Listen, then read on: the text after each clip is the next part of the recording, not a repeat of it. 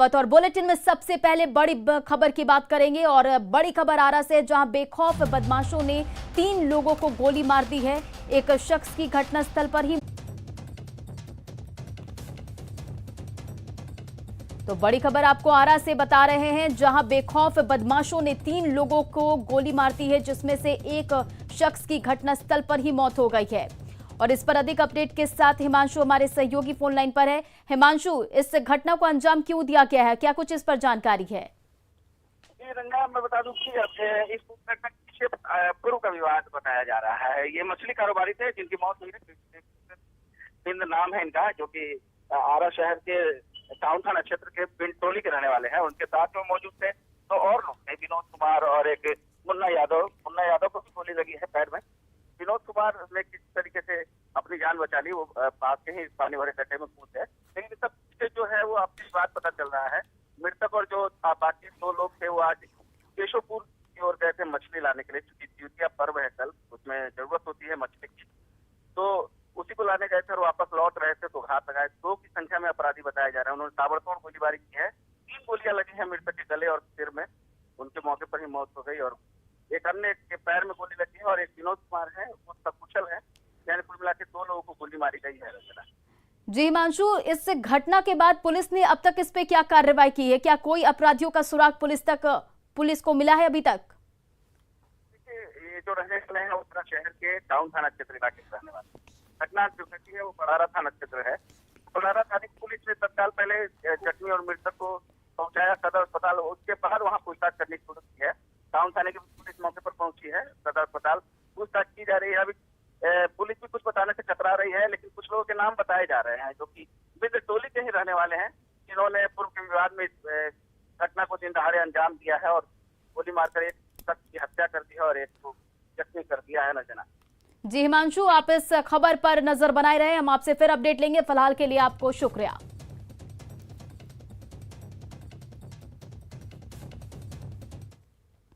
चलिए बढ़ते अपनी अगली खबर की ओर। नालंदा में तीसरे चरण के नामांकन के दौरान प्रत्याशी आचार संहिता का उल्लंघन करते दिखे।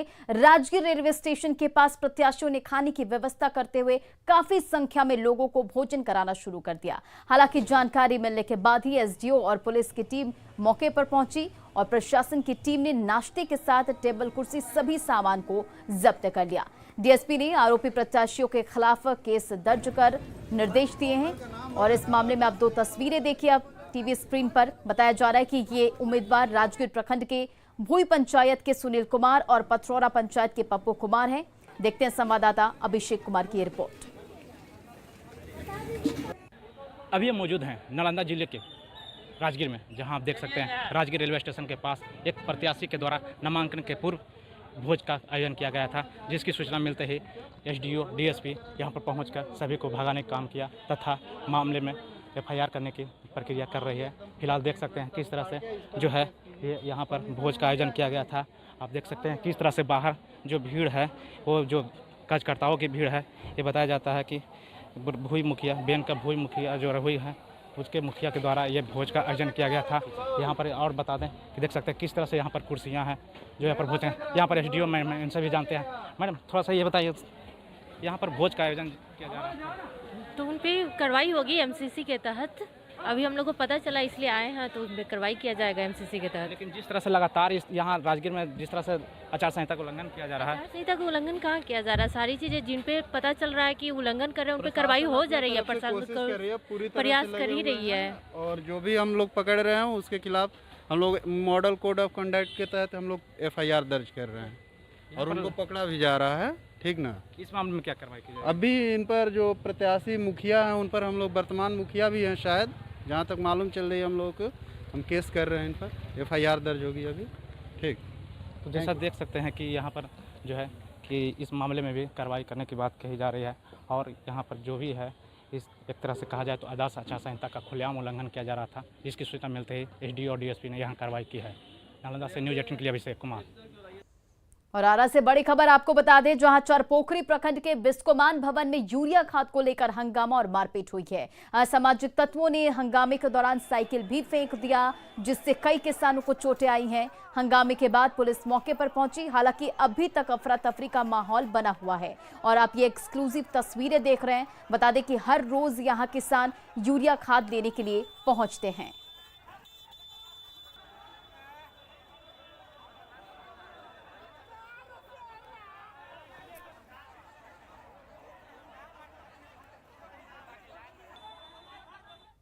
किसानों ने अपनी मांगों को लेकर आज भारत बंद बुलाया तो तमाम विपक्षी पार्टियों ने बंद को समर्थन दिया। सुबह से प्रदर्शन का दौर जारी है। सड़क बंद, रेलवे सेवा बंद रहने से आम लोग परेशान दिखे।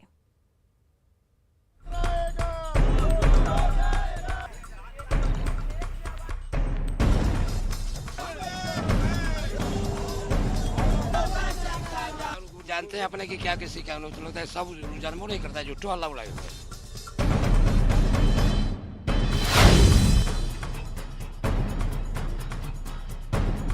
और चलिए भारत बंद को लेकर कुछ तस्वीरें हम आपको दिखाते हैं। भारत बंद की ये 6 तस्वीरें आप देखिए, जो कि पहली तस्वीर पटना के गांधी सेतु की है। वहीं गांधी सेतु जो बिहार की लाइफलाइन कही जाती है, यहां आरजेडी विधायक मुकेश रोशन ने अपने समर्थकों के साथ आगजनी की और प्रदर्शन किया। वहीं गांधी सेतु पर यातायात पूरी तरह से ठप रहा और बंद समर्थक आरजेडी विधायक के नेतृत्व में नारेबाजी करते रहे।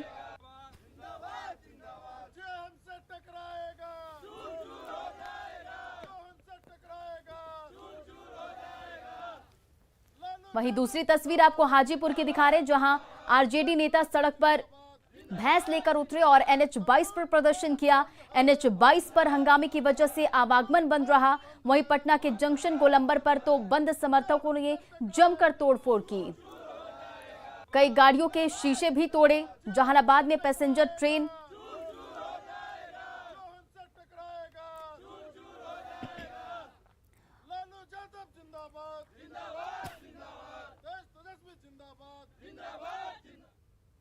कांग्रेस प्रदेश अध्यक्ष मदन मोहन झा भारत बंद को सफल बनाने के लिए सड़क पर उतरे। अपने समर्थकों के साथ वो डाक बंगला चौराहे पहुंचे, लेकिन थोड़ी ही देर बाद मदन मोहन झा अपनी लग्जरी गाड़ी में बैठकर एसी का मजा लेते हुए घर के लिए रवाना हो गए। तस्वीरों में आप देख सकते हैं कि कैसे प्रदर्शनों के बीच मदन मोहन झा गाड़ी में बैठकर निकल गए।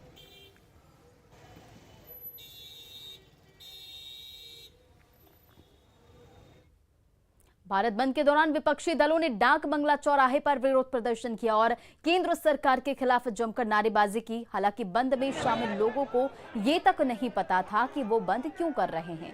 पार्टियों ने उन्हें बंद में बुलाया और वो आ गए। प्रदर्शनकारियों से बात की न्यूज 18 के संवाददाता अमित कुमार ने। भारत बंद है और भारत बंद में मोर्चा महिलाओं ने भी संभाला है। आप लोग कहाँ आई हैं? आदमी के भी खोज रहे हैं, जोन पार्टी ले आए हैं। कहाँ आई हैं आप लोग? ये कंचन जी भी, कंचन जी भी। कौन है वो आदमी के देखा जाएगा। आप? कहाँ आई हैं? देखिए कहाँ आए हैं आप? हम किसान 3 बिल लाया है, कृषि कानून जो सरकार, क्या है वो है किसानों के लिए, उससे दिक्कत है। वो पूंजीपतियों के हवाले पूरा जमीन और पूरा अधिकार दे देगा। इसके खिलाफ में आंदोलन चल रहा है। चलिए देखिए कहाँ हैं आप? कहाँ हैं? बंद, बिहार बंद में। बिहार बंद में? बिहार बंद है कि भारत बंद है? भारत भारत बंद है। क्यों बंद है? महंगाई जरूरी है ना, महंगाई से भी जब रोक लगा है आए हैं भारत बंद में। क्यों बंद है भारत? भारत बंद है, तीनों कृषि कानून आपस में इसी के सवाल पर। क्या है वो बिल? हाँ? बिल क्या है जानते हैं? ना हम लोग इतने जानते हैं। इतने जानते हैं, आप नहीं जानते? चलिए कहाँ आई हैं आप? रैली में यही मतलब भारत बंद में आई हैं? हाँ। क्यों बंद है भारत? क्यों बंद है? काम धंधा के चक्कर में। देखिए ये सियासत है और यहाँ पे लोगों को किस तरह से एकजुट तो कर लिया गया, लेकिन लोगों को ये नहीं बताया गया कि आखिर भारत बंद क्यों है। 3 कृषि कानून जिसका विरोध ये कर रहे हैं, वो बिल क्या है, उससे किसानों को क्या नफा होगा, क्या नुकसान होगा, ये बताने का जहमत ये नेता नहीं उठाए जो इस हुजूम को लेकर के आज सड़क पर उतरे हैं, अपनी राजनीति चमका रहे हैं। कैमरा पर्सन दीपक के साथ अमित कुमार, न्यूज 18 पटना। अररिया के फारबिसगंज अनुमंडलीय अस्पताल के डॉक्टर और कर्मचारी 2 दिनों की हड़ताल पर चले गए हैं। इस दौरान उन्होंने ओपीडी भी नहीं चलाने का निर्णय भी लिया है और बीते 20 सितंबर को यहां एक मरीज की मौत हो गई थी, जिसके बाद परिजनों ने डॉक्टर के साथ मारपीट की और इस बात को लेकर डॉक्टर नाराज है। मारपीट की घटना का सीसीटीवी फुटेज भी सामने आ चुका है, लेकिन अब तक किसी भी आरोपी पर कार्रवाई नहीं हुई है। तो मामले से जुड़े आप ये 2 तस्वीरें देख रहे हैं अररिया से, जहां मारपीट से डॉक्टर नाराज हैं और 20 सितंबर को डॉक्टर के साथ मारपीट हुई थी और मारपीट से नाराज डॉक्टर हड़ताल पर चले गए हैं। आप तस्वीरों में देख सकते हैं, सीसीटीवी के फुटेज भी सामने आ गई, लेकिन अब तक किसी पर कार्रवाई नहीं हुई है, जिससे डॉक्टर नाराज हैं और ओपीडी की जो भी सेवा है वो भी बंद कर दी गई है।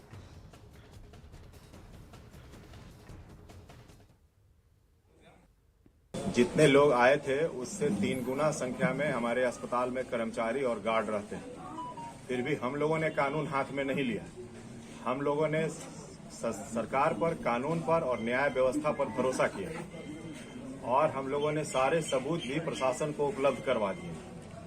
अब ये प्रशासन को देखना है कि जिन लोगों ने कानून पर भरोसा किया है, जिन लोगों ने कानून अपने हाथ में नहीं लिया है, उनके प्रति प्रशासन कौन से क्या न्याय करता है। पंचायत चुनाव में शराब तस्करों ने ट्रेन को सॉफ्ट टारगेट बनाया है। बाहर से आने वाली ट्रेनों में शराब तस्कर शराब तस्करी को अंजाम दे रहे हैं, लेकिन इन शराब तस्करों से निपटने के लिए जीआरपी ने भी मुहिम चला रखी है और जीआरपी की टीम लगातार पटना जंक्शन पर छापेमारी कर रही है। पटना जंक्शन पर ट्रेनों में शराब चेकिंग अभियान का जायजा लिया न्यूज 18 के संवाददाता धर्मेंद्र कुमार ने। पंचायत चुनाव में जिस तरह से शराब तस्करों ने ट्रेनों को सॉफ्ट टारगेट बनाया हो, ट्रेनों के माध्यम से शराब तस्करी को अंजाम दिया जा रहा है, तो जीआरपी ने भी पूरी तैयारी कर रखी है उन शराब तस्करों पर नकेल डालने के लिए।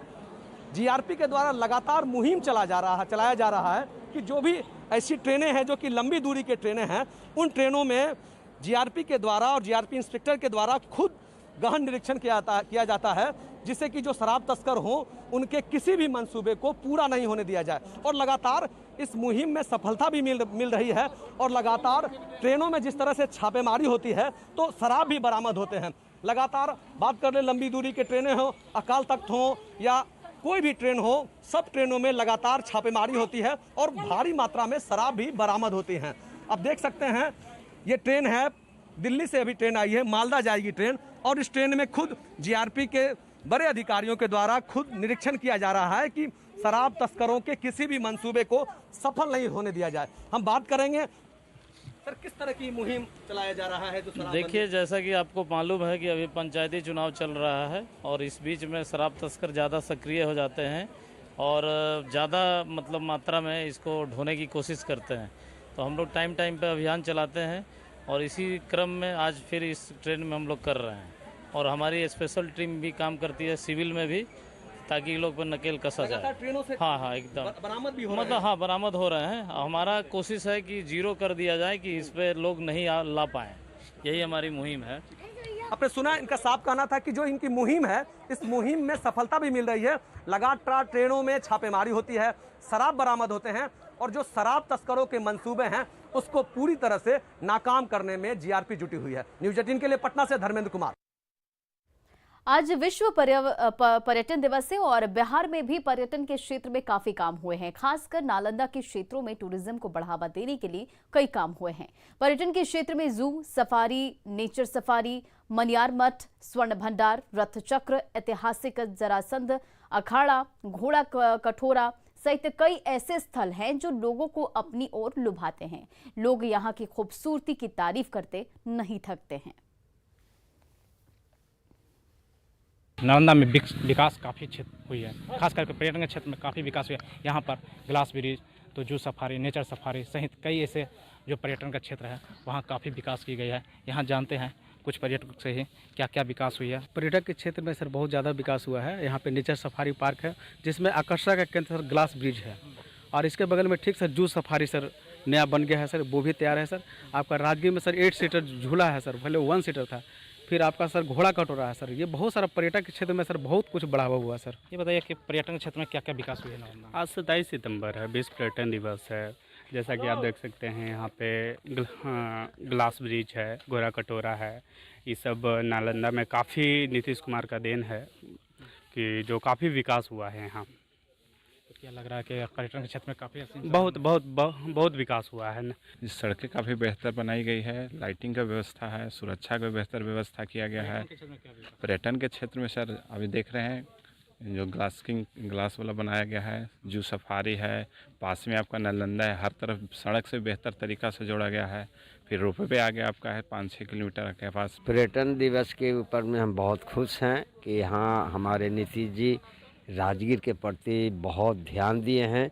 यहाँ ग्लास ब्रिज का निर्माण जू नेचुरल सफारी का हुआ है, इससे बहुत काफ़ी संख्या में पर्यटक यहाँ पधार रहे हैं। यहाँ जो बगल में जू सफारी बन रहा है, हमारे चिड़ियाखाना, वो बहुत आकर्षण का केंद्र बन रहा है। क्या नाम है आपका? मेरा नाम सुरेश पासवान, टूरिस्ट गाइड राजगीर। तो जैसा देख सकते हैं कि इनका साफ कहना है, जो पर्यटकों का है कहना है कि यहाँ पर्यटक क्षेत्र में काफ़ी विकास हुई है और ख़ास करके जितने विकास आज होना चाहिए था आज उतना हुआ है। एक बड़ी खबर आपको बता दें कि मंत्री विजेंद्र यादव का बड़ा बयान सामने आया। जेडीयू नहीं करेगा विशेष राज्य के दर्जे की मांग। तो मंत्री विजेंद्र यादव का बड़ा बयान सामने आया, जहां उन्होंने कहा कि जेडीयू नहीं करेगा विशेष राज्य के दर्जे की मांग। कई सालों से मांग करते करते थक चुके हैं और अब हर क्षेत्र में विशेष सहायता की होगी मांग। बिहार के योजना एवं विकास मंत्री हैं विजेंद्र यादव। तो बड़ी खबर आपको बता रहे हैं, जहां मंत्री विजेंद्र यादव का बड़ा बयान सामने आया है। जेडीयू नहीं करेगा विशेष राज्य के दर्जे की मांग। तो देखिए मंत्री विजेंद्र यादव का बड़ा बयान, जेडीयू नहीं करेगा विशेष राज्य के दर्जे की मांग। कई सालों से मांग करते करते थक चुके हैं और अब हर क्षेत्र में विशेष सहायता की मांग होगी। बिहार के योजना एवं विकास मंत्री है विजेंद्र यादव।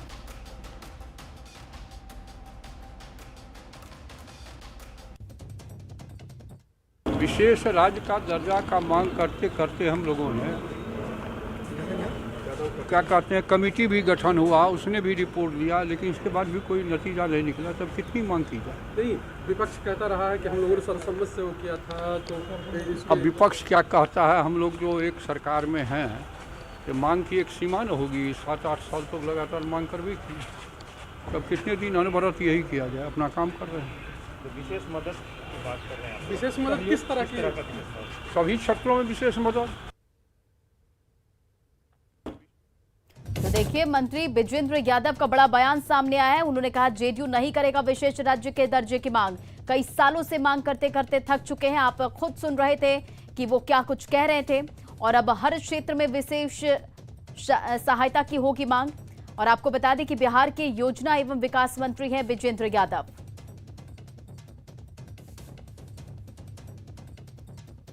तो बड़ी खबर आपको बता रहे हैं, जहां मंत्री विजेंद्र यादव का बड़ा बयान सामने आया है। और आपको बताते चले कि बिहार के योजना एवं विकास मंत्री है विजेंद्र यादव और विजेंद्र यादव ने कहा है कि जेडीयू नहीं करेगा विशेष राज्य के दर्जे की मांग। और हमारे सहयोगी संजय इस वक्त फोन लाइन पर है। संजय, देखिए मंत्री विजेंद्र यादव का ये बड़ा बयान सामने आया, जेडीयू नहीं करेगा विशेष राज्य के दर्जे की मांग। क्या है इस पर अधिक जानकारी? देखिए ये काफी महत्वपूर्ण बयान है और ये केवल जदयू का बयान नहीं है। विजेंद्र यादव राज्य के योजना एवं विकास मंत्री हैं और इस लिहाज से ये बिहार सरकार की ये जो बयान है ये बिहार सरकार से जुड़ा हुआ बयान है। और योजना एवं विकास मंत्री बिहार सरकार विजेंद्र यादव ने कहा है कि वो कभी भी बिहार सरकार जो है वो राज्य को विशेष दर्जे का मांग नहीं करेगी। जब उनसे संवाददाताओं ने पूछा कि आखिरकार बिहार सरकार मांग अब क्यों नहीं करेगी, उनका ये कहना था कि लंबे अरसे से पिछले 7-8 सालों से बिहार सरकार लगातार केंद्र सरकार से सूबे को विशेष राज्य का दर्जा देने की मांग करती रही थी, लेकिन इसे अनसुना कर दिया गया है। इसलिए अब सरकार ने फैसला किया है कि इस मामले में अब राज्य सरकार आगे कोई डिमांड नहीं रखेगी। हाँ, जो दूसरी जरूरत की चीजें, जो दूसरे विशेष जो मांग है वो जरूर रखी जाएगी केंद्र सरकार के सामने। जब उनसे ये कहा गया कि विपक्ष का ये कहना था कि एक प्रस्ताव पारित किया गया था जिसमें विपक्ष भी शामिल था, तब इस पर विजेंद्र यादव ने कहा, जो राज्य के योजना विकास मंत्री है, कि विपक्ष क्या कहता है ये मायने नहीं रखता, लेकिन किसी भी चीज की एक सीमा होती है और लंबे समय से बिहार सरकार यह मांग करती रही थी, तो अब मांग का कोई औचित्य नहीं रह गया है। जी जी संजय, तो क्या ये कहना सही होगा कि मंत्री विजेंद्र यादव ने केंद्र सरकार पर आरोप लगाया, क्योंकि उन्होंने कहा है कि मांग कई सालों से कर रहे थे और करते करते थक चुके हैं? देखिए, अब सीधे तौर पर ये आरोप है या नहीं है ये तो नहीं कहा सकता, ये प्रीमेच्योर्ड होगा कुछ भी करना, लेकिन ये बात सही है कि सरकार मानती है इस बात को कि लंबे समय से जो डिमांड रही थी वो मांग पूरी नहीं हुई थी, इसलिए अब कम से कम जो विशेष राज्य का दर्जा है उसकी मांग अब सरकार नहीं रखेगी केंद्र सरकार के सामने। हाँ, जो दूसरी जरूरत की चीजें हैं और जो दूसरी विशेष मांगे हैं वो जरूर रखी जाएंगी। हालांकि इस पर अब राजनीति होना भी तय है, क्योंकि विपक्ष इस पूरे मामले में राज्य सरकार को घेरने की कोशिश करेगा। विपक्ष का यह कहना है कि जो डिमांड की गई थी वह सर्वसम्मति से मांग की गई थी विशेष राज्य की, ऐसे में सरकार अब ये इस बात का फैसला ले लेती है कि विशेष राज्य के दर्जा की मांग जो है वो नहीं की जाएगी।